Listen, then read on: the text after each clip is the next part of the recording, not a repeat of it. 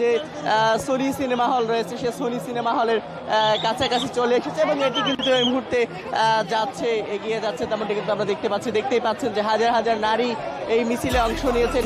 এর আগেও কিন্তু আমরা দেখেছি বাংলাদেশ জামায়াত ইসলামী মনোনীত যে প্রার্থী রয়েছেন, জামায়াত ইসলামীর প্রার্থী, তাদের কিন্তু আমরা দেখেছি তাদের সমর্থনেও কিন্তু নারীরা বিশাল মিছিল বের করেছিল। সেটিতেও আজকে আমরা দেখতে পাচ্ছি যে ঢাকা 14 আসনে যে ব্যারিস্টার মীর আহমেদ বিন কাশেম আরমান, তার সৌজন্যে কিন্তু নারীরা আজকে একটি মিছিল বের করেছেন। তেমনটি কিন্তু আমরা এই মুহূর্তে দেখতে পাচ্ছি। যেমনটি বলছিলাম যে সোনি সিনেমা হলের সামনে এই মিছিলটা এই মুহূর্তে এসেছে এবং এটি এই মুহূর্তে এগিয়ে যাচ্ছে মিরপুর 1 হয়ে বিভিন্ন অলিগলি ঘুরছে। তেমনটি কিন্তু আমরা দেখতে পাচ্ছি এবং এখানে দেখতে পাচ্ছেন যে এখানে হাজার হাজার নারীরা এই মিছিলে অংশ নিয়েছেন।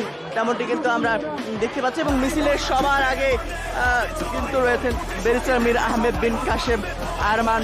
এই মিছিলটি এই মুহূর্তে হয়তো বা বাংলা কলেজের দিকে এগিয়ে যাবে, তেমনটি কিন্তু আমরা দেখতে পাচ্ছি। মূলত ঢাকা যে 14 আসনটি রয়েছে, সে ঢাকা 14 আসনে ব্যারিস্টার আহমেদ বিন আরমানের সঙ্গে বিএনপির হয়ে প্রতিদ্বন্দ্বিতা করছেন ধানের শীষ মার্কা ইঞ্জিনিয়ার সানজিদা ইসলাম তুলি। সেই সানজিদা ইসলাম তুলির সঙ্গে কিন্তু প্রতিদ্বন্দ্বিতা হবে ব্যারিস্টার মীর আহমেদ বিন কাশেম আরমানের প্রতিদ্বন্দ্বিতা হবে।